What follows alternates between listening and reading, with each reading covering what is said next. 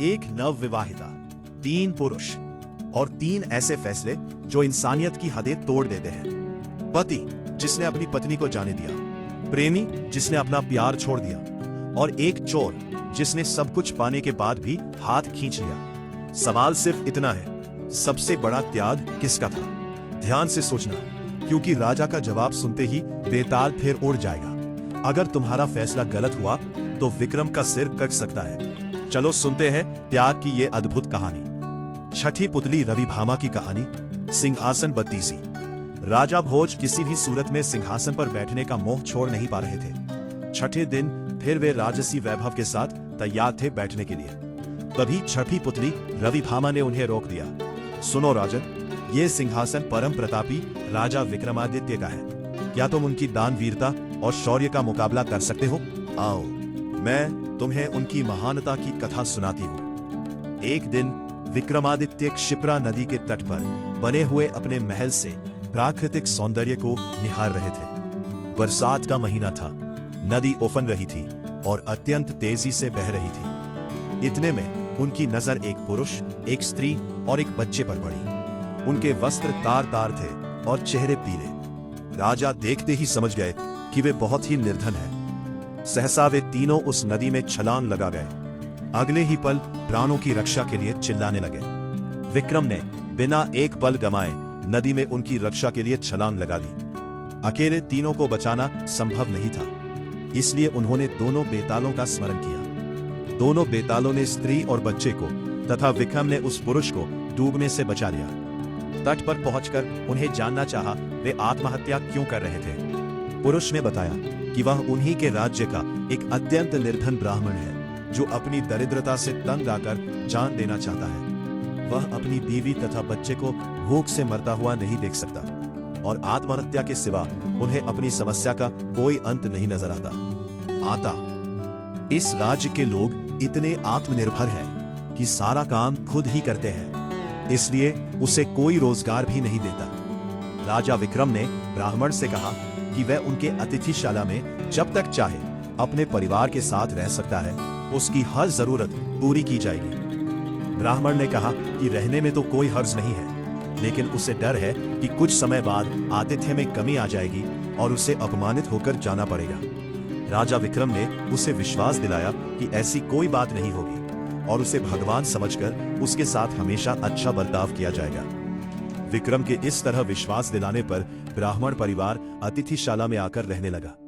उसकी देखरेख के लिए नौकर चाकर नियुक्त कर दिए गए। वे मौज से रहते, अपनी मर्जी से खाते पीते और आरामदेह पलंग पर सोते। किसी चीज की उन्हें कमी नहीं थी, लेकिन वे सफाई पर बिल्कुल ध्यान नहीं देते। जो कपड़े पहनते थे उन्हें कई दिनों तक नहीं बदलते। जहां सोते वहीं थूकते और मलमूत्र त्याग भी कर देते।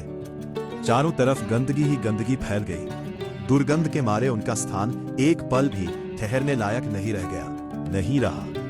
नौकर चाकर कुछ दिनों तक तो धीरज से सब कुछ सहते रहे, लेकिन कब तक ऐसा चलता? राजा के कोप की भी उन्होंने परवाह नहीं की और भाग खड़े हुए। राजा ने कई अन्य नौकर भेजे, पर सबके सब एक ही जैसे निकले। सबके लिए यह काम असंभव साबित हुआ। तब विक्रम ने खुद ही उनकी सेवा का बीड़ा उठाया। उठते बैठते सोते जगते वे ब्राह्मण परिवार की हर इच्छा पूरी करते। दुर्गंध के मारे माथा फटा जाता, फिर भी कभी अपशब्द का व्यवहार नहीं करते। उनके कहने पर विक्रम उनके पांव भी दबाते। ब्राह्मण परिवार ने हर संभव प्रयत्न किया कि विक्रम उनके आतिथ्य से तंग आकर अतिथि सत्कार भूल जाए और अभद्रता से पेश आए, मगर उनकी कोशिश असफल रही। बड़े सब्र से विक्रम उनकी सेवा में लगे रहे, कभी उन्हें शिकायत का कोई मौका नहीं दिया। एक दिन ब्राह्मण ने जैसे उनकी परीक्षा लेने की ठान ली। उसने राजा को कहा कि वे उसके शरीर पर लगी विष्ठा साफ करें तथा उसे अच्छी तरह नहला धोकर साफ वस्त्र पहनाए। विक्रम तुरंत उसकी आज्ञा मानकर अपने हाथों से विष्ठा साफ करने को बढ़े। अचानक चमत्कार हुआ। ब्राह्मण के सारे गंदे वस्त्र गायब हो गए। उसके शरीर पर देवताओं द्वारा पहने जाने वाले वस्त्र आ गए। मुखमंडल तेज से प्रदीप्त हो गया। सारे शरीर से सुगंध निकलने लगी। विक्रम आश्चर्यचकित थे। तभी वो ब्राह्मण बोला कि दरअसल वह वरुण है। वरुण देव ने उनकी परीक्षा लेने के लिए यह रूप धरा था। विक्रम के अतिथि सत्कार की प्रशंसा सुनकर वे सपरिवार यहाँ आए थे। जैसा उन्होंने सुना था वैसा ही उन्होंने पाया। इसलिए विक्रम को उन्होंने वरदान दिया कि उसके राज्य में कभी भी अनावृष्टि नहीं होगी तथा वहां की जमीन से 3-3 फसलें निकलेंगी। विक्रम को वरदान देकर वे सपरिवार अंतर्ध्यान हो गए। इतना कहकर रविभामा बोली, बताओ राजन, क्या तुम में इतना धैर्य है कि इस तरह से किसी का आतिथ्य सत्कार कर सको? राजा भोज असमंजस में पड़ गए और बिना कुछ कहे अपने कक्ष में लौट गए। अगले दिन सातवीं पुतली कौमुदी ने रोका राजा भोज का रास्ता। सातवीं पुतली कौमुदी की कथा सिंहासन बत्तीसी। सातवें दिन जैसे ही राजा भोज दरबार में पहुंचे और सिंहासन की तरफ बढ़े, सातवीं पुतली कौमुदी जागृत हो गई और राजा से बोली, हे राजन, इस सिंहासन पर बैठने की जिद त्याग दो। इस सिंहासन पर वही बैठ सकता है जो राजा विक्रमादित्य की तरह गुणवान हो। अगर तुम में उनकी जैसे कोई एक भी गुण हो तो अवश्य इस सिंहासन पर बैठना। सुनो, मैं तुम्हें परम प्रतापी वीर विक्रमादित्य की कथा सुनाती हूँ। एक दिन राजा विक्रमादित्य अपने शयन कक्ष में सो रहे थे। अचानक उनकी नींद करुण क्रंदन सुनकर टूट गई। उन्होंने ध्यान लगाकर सुना तो रोने की आवाज नदी की तरफ से आ रही थी और कोई स्त्री रोए जा रही थी। विक्रम की समझ में नहीं आया कि कौन सा दुख उनके राज्य में किसी स्त्री को इतनी रात गए बिलख बिलख कर रोने को विवश कर रहा है। उन्होंने तुरंत राज परिधान पहना और कमर में तलवार लटकाकर आवाज की दिशा में चल पड़े। पर आकर उन्हें पता चला कि वह आवाज नदी के दूसरे किनारे पर बसे जंगल से आ रही है। उन्होंने तुरंत नदी में छलांग लगा दी तथा तैरकर दूसरे किनारे पर पहुंचे। फिर चलते चलते उस जगह पहुंचे जहां से रोने की आवाज आ रही थी। उन्होंने देखा कि झाड़ियों में बैठी एक स्त्री रो रही है। उन्होंने उस स्त्री से रोने का कारण पूछा। स्त्री ने कहा कि वह कई लोगों को अपनी व्यथा सुना चुकी है मगर कोई फायदा नहीं हुआ। राजा ने उसे पली बाली विश्वास दिलाया कि वे उसकी मदद करने का हर संभव प्रयत्न करेंगे। तब स्त्री ने बताया कि वह एक चोर की पत्नी है और पकड़े जाने पर नगर कोतवाल ने उसे वृक्ष पर उलटा टांगवा दिया है। राजा ने पूछा, क्या वह इस फैसले से खुश नहीं है? इस पर औरत ने कहा कि उसे फैसले पर कोई आपत्ति नहीं है, लेकिन वह अपने पति को भूखा प्यासा लटकता नहीं देख सकती। चूंकि न्याय में इस बात की चर्चा नहीं कि वह भूखा प्यासा रहे, इसलिए वह उसे भोजन तथा पानी देना चाहती है।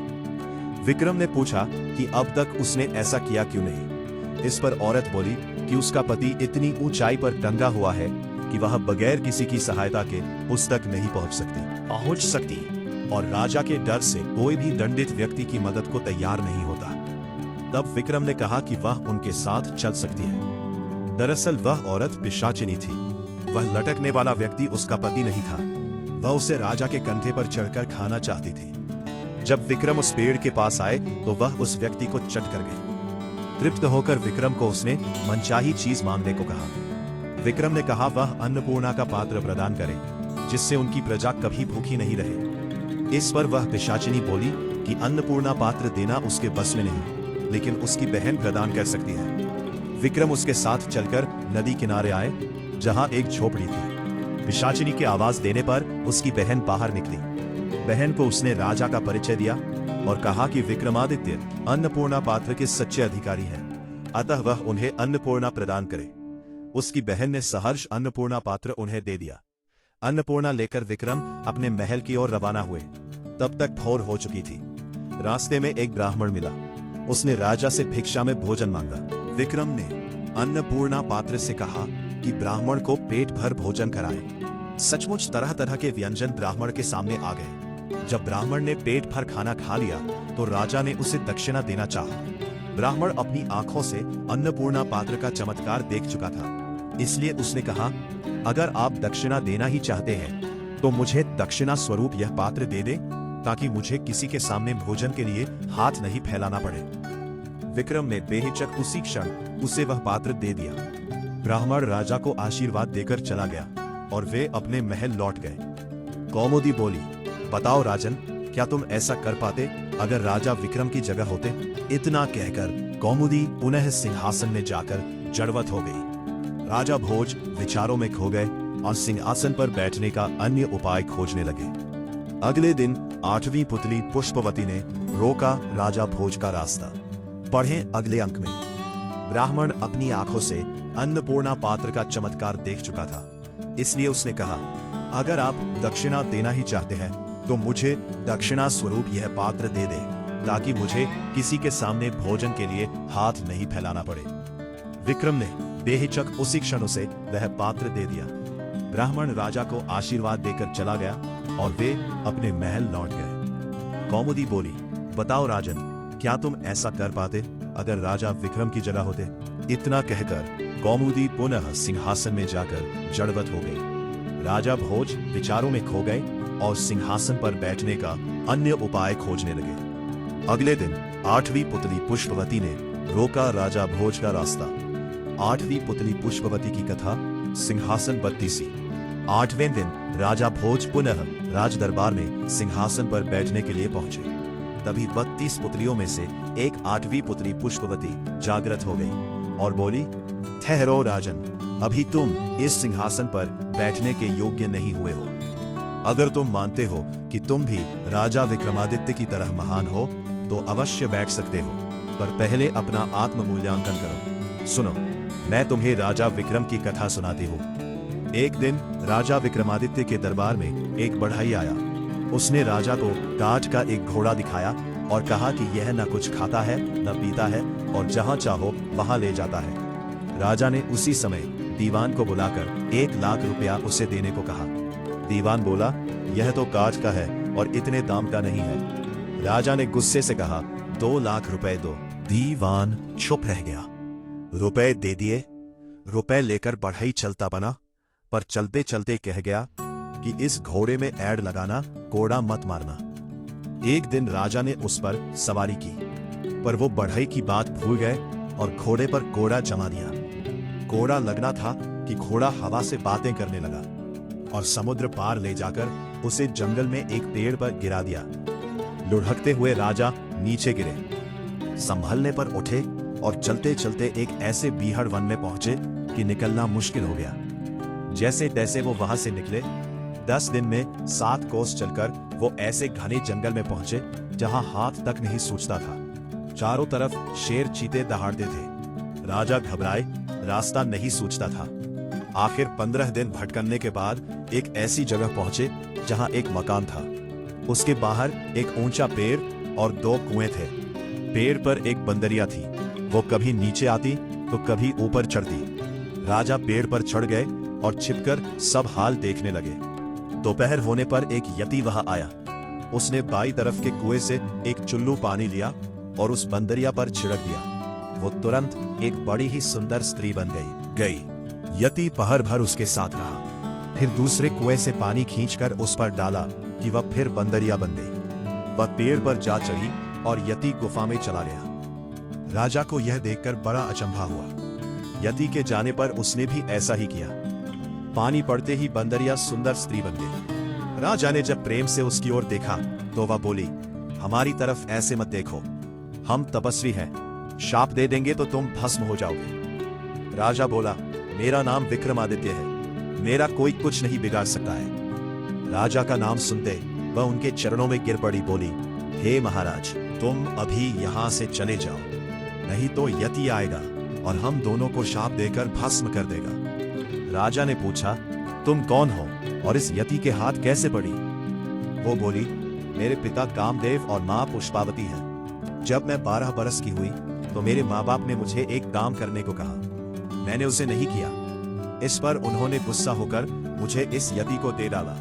वह मुझे यहाँ ले आया और बंदरिया बनाकर रखा है। सच है, भाग्य के लिखे को कोई नहीं मिटा सकता। राजा ने कहा, मैं तुम्हें साथ ले चलूंगा। इतना कहकर उसने दूसरे कुएं का पानी छिड़क कर उसे फिर बंदरिया बना दिया।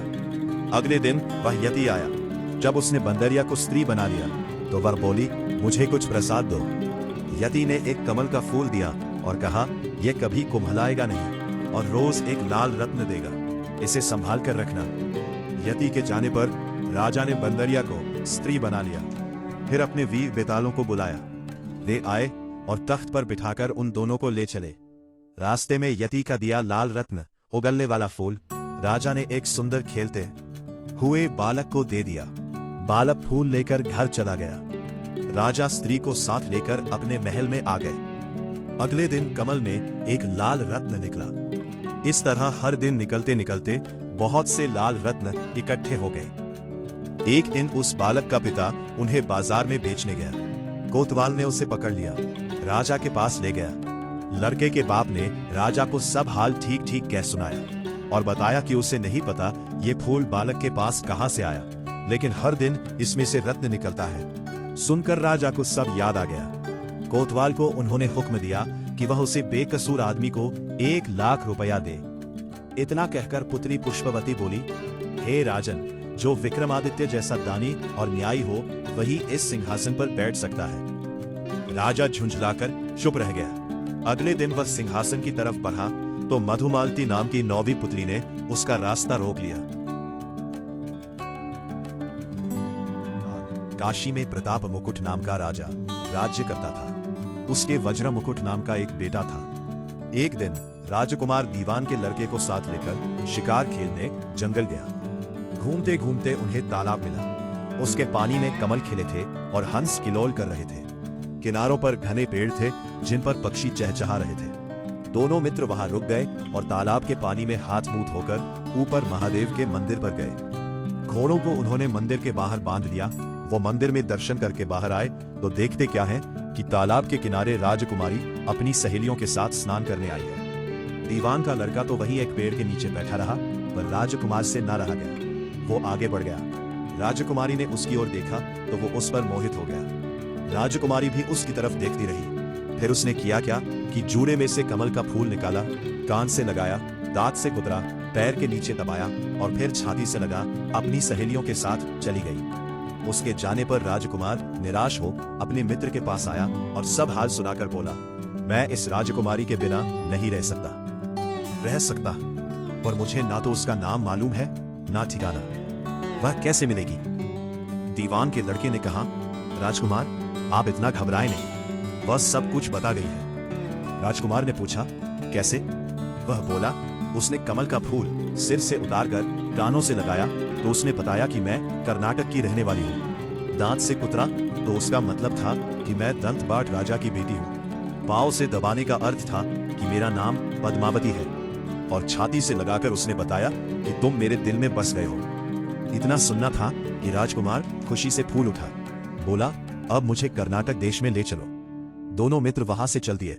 घूमते फिरते सैर करते दोनों कई दिन बाद वहां पहुंचे। राजा के महल के पास गए तो एक बुढ़िया अपने द्वार पर बैठी चरखा काटती मिली। उसके पास जाकर दोनों घोड़ों से उतर पड़े और बोले, माई, हम सौदागर हैं, हमारा सामान पीछे आ रहा है, हमें रहने को थोड़ी जगह दे दो। उनकी शक्ल सूरत देखकर और बात सुनकर बुढ़िया के मन में ममता उमड़ आई। बोली, बेटा तुम्हारा घर है, जब तक जीने आए रहो। दीवान के बेटे ने उससे पूछा, माई तुम क्या करती हो? तुम्हारे घर में कौन कौन है? तुम्हारी गुजर कैसे होती है? बुढ़िया ने जवाब दिया, बेटा मेरा एक बेटा है जो राजा की चाकरी में है। मैं राजा की बेटी पहमावती की धाय थी। बूढ़ी हो जाने से अब घर में रहती हूँ। राजा खाने पीने को दे देता है। दिन में एक बार राजकुमारी को देखने महल में जाती हूँ। राजकुमार ने बुढ़िया को कुछ धन दिया और कहा, माई कल तुम वहां जाओ तो राजकुमारी से कह देना कि जेठ सुदी पंचमी को तुम्हें तालाब पर जो राजकुमार मिला था वो आ गया है। अगले दिन जब बुढ़िया राजमहल गई तो उसने राजकुमार का संदेशा उसे दे दिया। सुनते ही राजकुमारी ने गुस्सा होकर हाथों में चंदन लगाकर उसके गाल पर तमाचा मारा और कहा, मेरे घर से निकल जा। बुढ़िया ने घर आकर सब हाल राजकुमार को कह सुनाया। राजकुमार हक्का बक्का रह गया। तब उसके मित्र ने कहा, राजकुमार आप घबराए नहीं, उसकी बातों को समझे। उसने 300 उंगलियां सफेद चंदन में मारी। इससे उसका मतलब यह है कि अभी 10 रोज चांदनी के हैं। उनके बीतने पर मैं अंधेरी रात में मिलूंगी। 10 दिन के बाद बुढ़िया ने फिर राजकुमारी को खबर दी तो इस बार उसने केसर के रंग में 3 उंगलियां डुबोकर उसके मुंह पर मारी और कहा, भाग यहां से। बुढ़िया ने आकर सारी बात सुना दी। राजकुमार शोक से व्याकुल हो गया। दीवान के लड़के ने समझाया, इसमें हैरान होने की क्या बात है? उसने कहा है कि मुझे मासिक धर्म हो रहा है। 3 दिन और ठहरो। 3 दिन बीतने पर बुढ़िया फिर वहां पहुंची। इस बार राजकुमारी ने उसे फटकार कर पश्चिम की खिड़की से बाहर निकाल दिया। उसने आकर राजकुमार को बता दिया। सुनकर दीवान का लड़का बोला, मित्र, उसने आज रात को तुम्हें उस खिड़की की राह बुलाया है। मारे खुशी के राजकुमार उछल पड़ा। समय आने पर उसने बूढ़िया की पोशाक पहनी, इत्र लगाया, हथियार बांधे। दोपहर रात बीतने पर वो महल में जा पहुंचा और खिड़की में से होकर अंदर पहुंच गया। राजकुमारी वहां तैयार खड़ी थी। वो उसे भीतर ले गई। अंदर के हाल देखकर राजकुमार की आंखें खुल गईं। एक से एक बढ़कर चीजें थी। रात भर राजकुमारी राजकुमार के साथ रहा। जैसे ही दिन निकलने को आया कि राजकुमारी ने राजकुमार को छिपा दिया और रात होने पर फिर बाहर निकाल लिया। इस तरह कई दिन बीत गए। अचानक एक दिन राजकुमार को अपने मित्र की याद आई।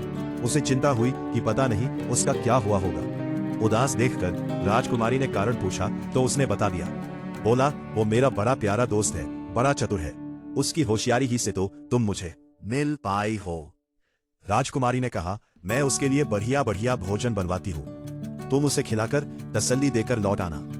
खाना साथ में लेकर राजकुमार अपने मित्र के पास पहुंचा।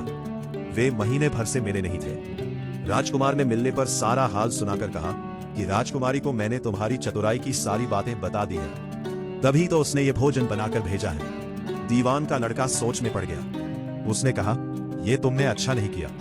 राजकुमारी समझ गई कि जब तक मैं हूं वह तुम्हें अपने बस में नहीं रख सकती, इसलिए उसने इस खाने में जहर मिलाकर भेजा है। ये कहकर दीवान के लड़के ने थाली में से एक लड्डू उठाकर कुत्ते के आगे डाल दिया। खाते ही कुत्ता मर गया। राजकुमार को बड़ा बुरा लगा। उसने कहा, ऐसी स्त्री से भगवान बचाए, मैं अब उसके पास नहीं जाऊंगा। दीवान का बेटा बोला, नहीं, अब ऐसा उपाय करना चाहिए जिससे हम उसे घर ले चलें। आज रात को तुम वहां जाओ। जब राजकुमारी सो जाए तो उसकी बाईं जांघ पर त्रिशूल का निशान बनाकर उसके गहने लेकर चले आना। राजकुमार ने ऐसा ही किया। उसके आने पर दीवान का बेटा उसे साथ ले योगी का भेष बना मरघट में जा बैठा और राजकुमार से कहा कि तुम ये गहने लेकर बाजार में बेच आओ। कोई पकड़े तो कह देना कि मेरे गुरु के पास चलो और उसे यहाँ ले आना। राजकुमार गहने लेकर शहर गया और महल के पास एक सुनार को उन्हें दिखाया। देखते ही सुनार ने उन्हें पहचान लिया और कोतवाल के पास ले गया। कोतवाल ने पूछा तो उसने कह दिया कि ये मेरे गुरु ने मुझे दिए हैं। गुरु को भी पकड़वा लिया गया। सब राजा के सामने पहुंचे। राजा ने पूछा, योगी महाराज, ये गहने आपको कहां से मिले? योगी बने दीवान के बेटे ने कहा, महाराज, मैं मसान में काली चौदस को डाकिनी मंत्र सिद्ध कर रहा था कि डाकिनी आई। मैंने उसके गहने उतार लिए और उसकी बाईं जांघ में त्रिशूल का निशान बना दिया। इतना सुनकर राजा महल में गया। उसने रानी से कहा कि पद्मावती की बाईं जांघ पर देखो कि त्रिशूल का निशान तो नहीं है। रानी देखा तो था। राजा को बड़ा दुख हुआ। बाहर आकर वह योगी को एक और ले जाकर बोला, महाराज, धर्मशास्त्र में खोटी स्त्रियों के लिए क्या दंड है? योगी ने जवाब दिया, राजन, ब्राह्मण, गौ, स्त्री, लड़का और अपने आश्रय में रहने वाले से कोई खोटा काम हो जाए तो उसे देश निकाला दे देना चाहिए। ये सुनकर राजा ने पद्मावती को डोली में बिठाकर जंगल में छुड़वा दिया। राजकुमार और दीवान का बेटा तो ताक में बैठे ही थे।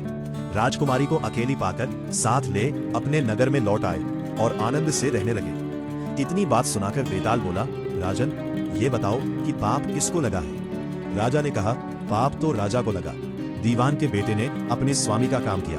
कोतवाल ने राजा को कहना माना और राजकुमार ने अपना मनोरथ सिद्ध किया। राजा ने पाप किया जो बिना विचारे उसे देश निकाला दे दिया। राजा का इतना कहना था कि बेताल फिर उसी पेड़ पर जा लटका। राजा वापस गया और बेताल को लेकर चल दिया। बेताल बोला, राजन, सुनो, एक कहानी और सुनाता हूं। स्त्री का पति कौन?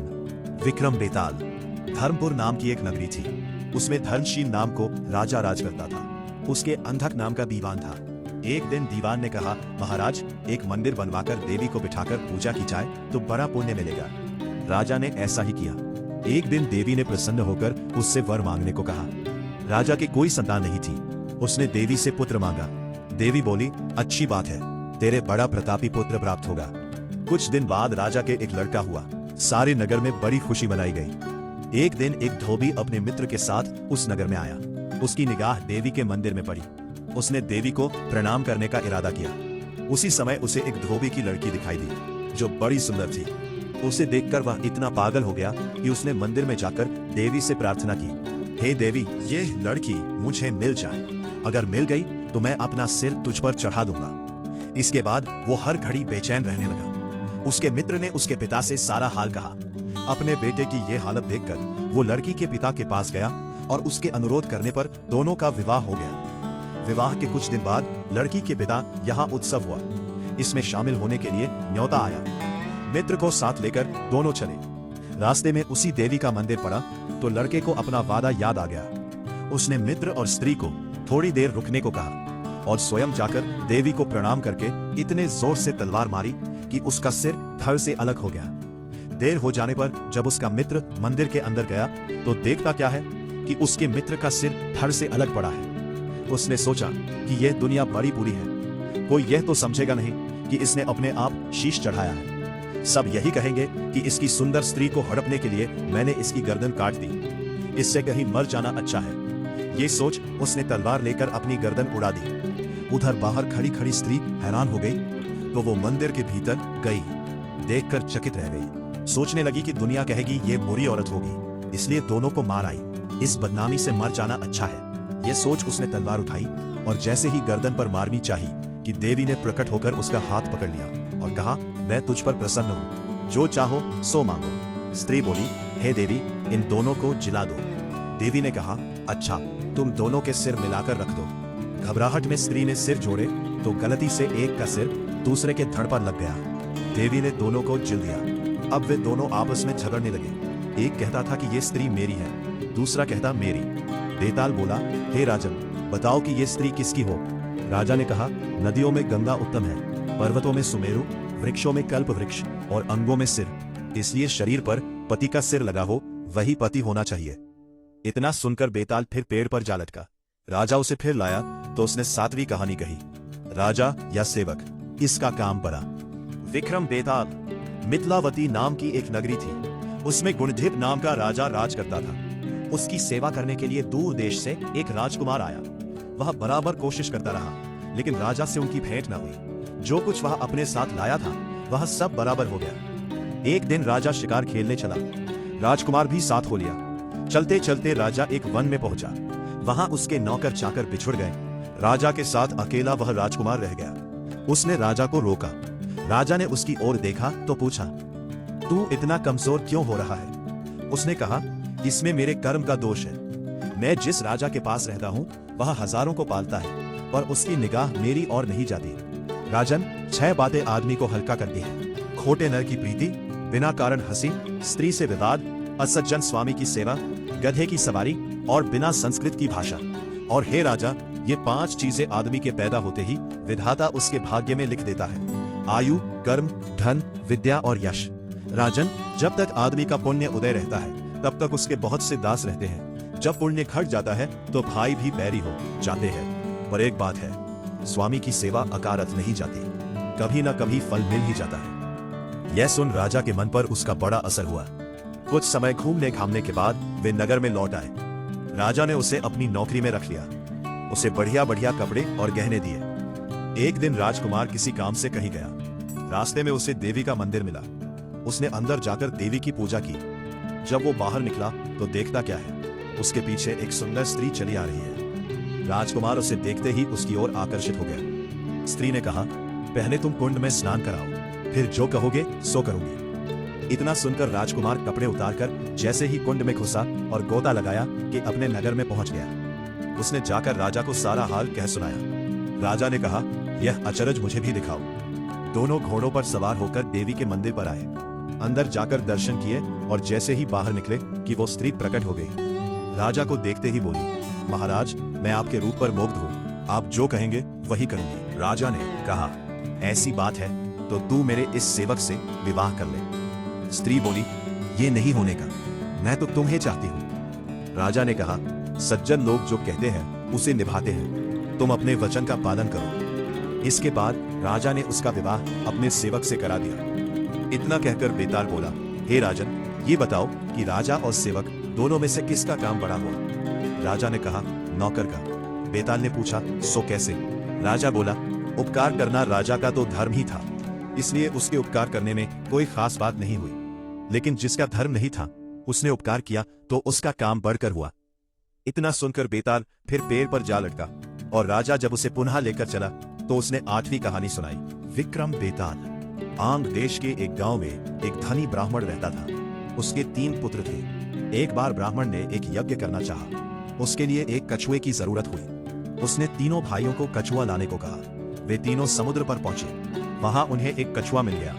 बड़े ने कहा, मैं भोजन चंग हूं, इसलिए कछुए को नहीं छुऊंगा। मझला बोला, मैं नारी चंग हूं, मैं नहीं ले जाऊंगा। सबसे छोटा बोल, मैं शैया चंग हूं, सो मैं नहीं ले जाऊंगा। वे तीनों इस बहस में पड़ गए कि उनमें कौन बढ़कर है। जब वे आपस में इसका फैसला न कर सके तो राजा के पास पहुंचे। राजा ने कहा, आप लोग रुके, मैं तीनों की अलग अलग जांच करूंगा। इसके बाद राजा ने बढ़िया भोजन तैयार कराया और तीनों खाने बैठे। सबसे बड़े ने कहा, मैं खाना नहीं खाऊंगा, इसमें मुर्दे की गंध आती है। वो उठकर चला। राजा ने पता लगाया तो मालूम हुआ कि वो भोजन श्मशान के पास के खेत का बना था।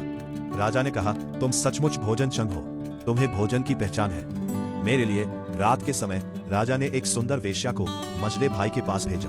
पहुंची की मझले भाई ने कहा, इसे हटाओ यहाँ से, इसके शरीर से बकरी का दूध की गंध आती है। राजा ने यह सुनकर पता लगाया तो मालूम हुआ कि वह वेश्या बचपन में बकरी के दूध पर पली थी। राजा बड़ा खुश हुआ और बोला, तुम सचमुच नारी चंग हो। इसके बाद उसने तीसरे भाई को सोने के लिए 7 गद्दों का पलंग दिया। जैसे ही वह उस पर लेटा कि एकदम चीख कर उठ बैठा।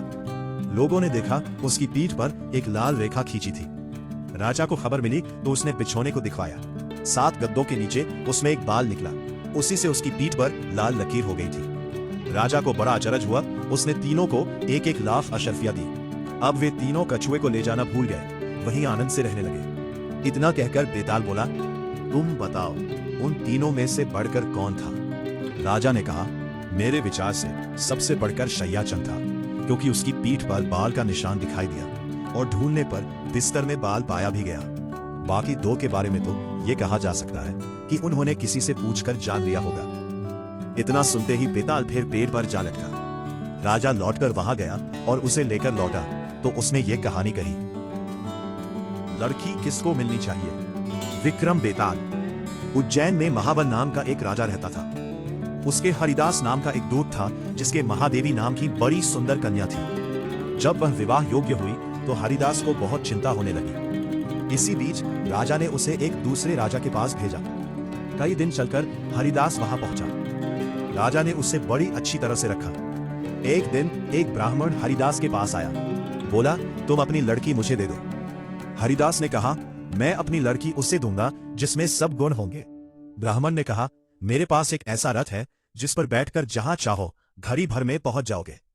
हरिदास बोला, ठीक है, सवेरे उसे ले आना। अगले दिन दोनों रथ पर बैठकर उज्जैन आ पहुंचे। दैव योग से उससे पहले हरिदास का लड़का अपनी बहन को किसी दूसरे को और हरिदास की स्त्री अपनी लड़की को किसी तीसरे को देने का वादा कर चुकी थी। इस तरह 3 वर इकट्ठे हो गए। हरिदास सोचने लगा कि कन्या एक है, वह 3 है।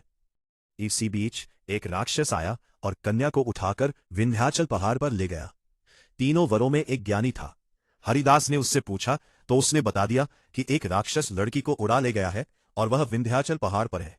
दूसरे ने कहा, मेरे रथ पर बैठकर चलो, जरा सी देरी में वहां पहुंच जाएंगे। तीसरा बोला, मैं शब्दवेदी तीर चलाना जानता हूं, राक्षस को मार गिराऊंगा। वे सब रथ पर चढ़कर विंध्याचल पहुंचे और राक्षस को मारकर लड़की को बचा जाए। इतना कहकर बेताल बोला, हे राजन, बताओ वह लड़की उन तीनों में से किसको मिलनी चाहिए? राजा ने कहा, जिसने राक्षस को मारा उसको मिलनी चाहिए, क्योंकि असली वीरता तो उसी ने दिखाई, बाकी 2 ने तो मदद की। राजा का इतना कहना था कि बेताल फिर पेड़ पर जा लटका और राजा फिर उसे लेकर आया तो रास्ते में बेताल ने 6ठी कहानी सुनाई। विक्रम बेताल। धर्मपुर नाम की एक नगरी थी। उसमें धर्मशील नाम को राजा राज करता था। उसके अंधक नाम का दीवान था। एक दिन दीवान ने कहा, महाराज, एक मंदिर बनवाकर देवी को बिठाकर पूजा की जाए तो बड़ा पुण्य मिलेगा। राजा ने ऐसा ही किया। एक दिन देवी ने प्रसन्न होकर उससे वर मांगने को कहा। राजा के कोई संतान नहीं थी। उसने देवी से पुत्र मांगा। देवी बोली, अच्छी बात है, तेरे बड़ा प्रतापी पुत्र प्राप्त होगा। कुछ दिन बाद राजा के एक लड़का हुआ। सारे नगर में बड़ी खुशी मनाई गई। एक दिन एक धोबी अपने मित्र के साथ उस नगर में आया। उसकी निगाह देवी के मंदिर में पड़ी। उसने देवी को प्रणाम करने का इरादा किया। उसी समय उसे एक धोबी की लड़की दिखाई दी जो बड़ी सुंदर थी। उसे देखकर वह इतना पागल हो गया कि उसने मंदिर में जाकर देवी से प्रार्थना की, ये लड़की मुझे मिल जाए। अगर मिल गई तो मैं अपना सिर तुझ पर चढ़ा दूंगा। इसके बाद वो हर घड़ी बेचैन रहने लगा। उसके मित्र ने उसके पिता से सारा हाल कहा। अपने बेटे की ये हालत देखकर वो लड़की के पिता के पास गया और उसके अनुरोध करने पर दोनों का विवाह हो गया। विवाह के कुछ दिन बाद लड़की के पिता यहां उत्सव हुआ। इसमें शामिल होने के लिए न्योता आया। मित्र को साथ लेकर दोनों चले। रास्ते में उसी देवी का मंदिर पड़ा तो लड़के को अपना वादा याद आ गया। उसने मित्र और स्त्री को थोड़ी देर रुकने को कहा और स्वयं जाकर देवी को प्रणाम करके इतने जोर से तलवार मारी कि उसका सिर धड़ से अलग हो गया।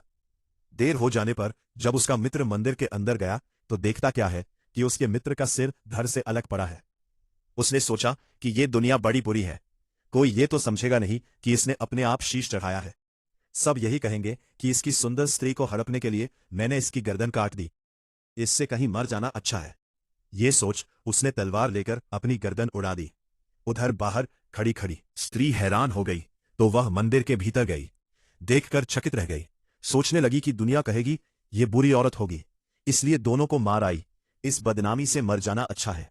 ये सोच उसने तलवार उठाई और जैसे ही गर्दन पर मारनी चाहिए कि देवी ने प्रकट होकर उसका हाथ पकड़ लिया और कहा, मैं तुझ पर प्रसन्न हूं, जो चाहो सो मांगो। स्त्री बोली, हे देवी, इन दोनों को जिला दो। देवी ने कहा, अच्छा, तुम दोनों के सिर मिलाकर रख दो। घबराहट में स्त्री ने सिर जोड़े तो गलती से एक का सिर दूसरे के धड़ पर लग गया। देवी ने दोनों को जिला दिया। अब वे दोनों आपस में झगड़ने लगे।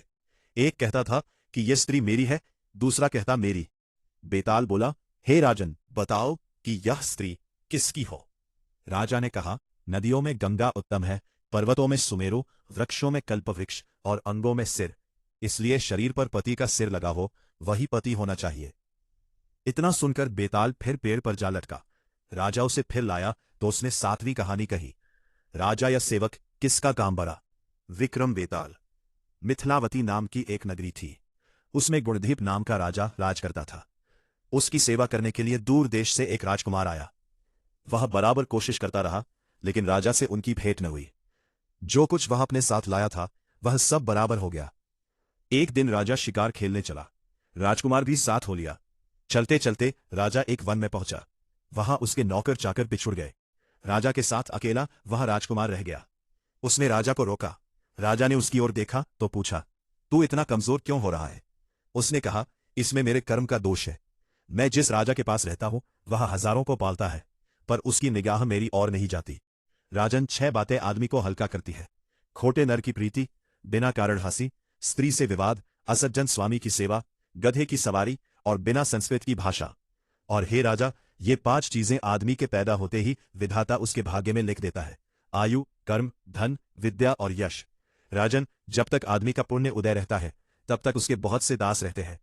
जब पुण्य घट जाता है तो भाई भी बैरी हो जाते हैं। पर एक बात है, स्वामी की सेवा अकारथ नहीं जाती, कभी न कभी फल मिल ही जाता है। ये सुन राजा के मन पर उसका बड़ा असर हुआ। कुछ समय घूमने घामने के बाद वे नगर में लौट आए। राजा ने उसे अपनी नौकरी में रख लिया। उसे बढ़िया बढ़िया कपड़े और गहने दिए। एक दिन राजकुमार किसी काम से कहीं गया। रास्ते में उसे देवी का मंदिर मिला। उसने अंदर जाकर देवी की पूजा की। जब वो बाहर निकला तो देखता क्या है, उसके पीछे एक सुंदर स्त्री चली आ रही है। राजकुमार उसे देखते ही उसकी ओर आकर्षित हो गया। स्त्री ने कहा, पहले तुम कुंड में स्नान कराओ, फिर जो कहोगे सो करूंगी। इतना सुनकर राजकुमार कपड़े उतारकर जैसे ही कुंड में घुसा और गोता लगाया कि अपने नगर में पहुंच गया। उसने जाकर राजा को सारा हाल कह सुनाया। राजा ने कहा, ये अचरज मुझे भी दिखाओ। दोनों घोड़ों पर सवार होकर देवी के मंदिर पर आए। अंदर जाकर दर्शन किए और जैसे ही बाहर निकले कि वो स्त्री प्रकट हो गई। राजा को देखते ही बोली, महाराज, मैं आपके रूप पर मुग्ध हूं, आप जो कहेंगे वही करूंगी। राजा ने कहा, ऐसी बात है तो तू मेरे इस सेवक से विवाह कर ले। स्त्री बोली, यह नहीं होने का, मैं तो तुम्हें चाहती हूं। राजा ने कहा, सज्जन लोग जो कहते हैं उसे निभाते हैं, तुम अपने वचन का पालन करो। इसके बाद राजा ने उसका विवाह अपने सेवक से करा दिया। इतना कहकर बेताल बोला, हे राजन, ये बताओ कि राजा और सेवक दोनों में से किसका काम बड़ा हुआ। राजा ने कहा, नौकर का। बेताल ने पूछा, सो कैसे। राजा बोला, उपकार करना राजा का तो धर्म ही था, इसलिए उसके उपकार करने में कोई खास बात नहीं हुई। लेकिन जिसका धर्म नहीं था उसने उपकार किया तो उसका काम बढ़कर हुआ। इतना सुनकर बेताल फिर पेड़ पर जा लटका, और राजा जब उसे पुनः लेकर चला तो उसने 8वीं कहानी सुनाई।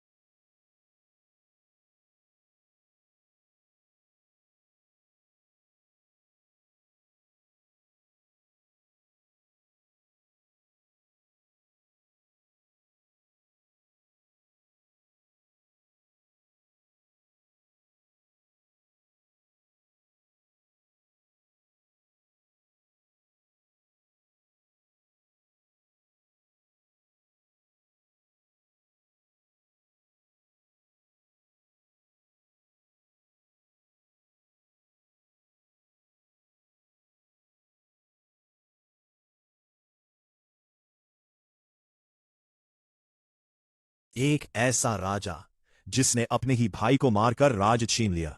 एक ऐसा फल जो अमर बना सकता था लेकिन जिंदगी तबाह कर गया।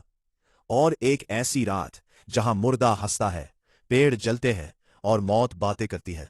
आज की ये कहानी है उस राजा विक्रम की, जिसने श्मशान में जाकर बेताल को कंधे पर उठाया, और जिसके बाद शुरू हुआ दुनिया का सबसे खतरनाक सवाल जवाब का खेल। तो कहानी सुनो ध्यान से, क्योंकि यहां हर जवाब गलत साबित हो सकता है। श्मशान, आधी रात, जलता हुआ पेड़ और उस पेड़ से लटकता एक मुर्दा जो अचानक हंसने लगता है। यही है विक्रम बेताल की असली शुरुआत। विक्रम और बेताल। विक्रम बेताल बहुत पुरानी बात है। धारा नगरी में गंधर्व सेन नाम का एक राजा राज करते थे। उसके 4 रानियां थीं। उनके 6 लड़के थे जो सबके सब बड़े ही चतुर और बलवान थे। संयोग से एक दिन राजा की मृत्यु हो गई और उनकी जगह उनका बड़ा बेटा शंख गद्दी पर बैठा। उसने कुछ दिन राज किया, लेकिन छोटे भाई विक्रम ने उसे मार डाला और स्वयं राजा बन बैठा। उसका राज्य दिनों दिन बढ़ता गया और वो सारे जम्बू द्वीप का राजा बन बैठा। एक दिन उसके मन में आया कि उसे घूमकर सैर करनी चाहिए और जिन देशों के नाम उसने सुने हैं उन्हें देखना चाहिए। सो वो गद्दी अपने छोटे भाई भर्तृहरि को सौंपकर योगी बनकर राज्य से निकल पड़ा।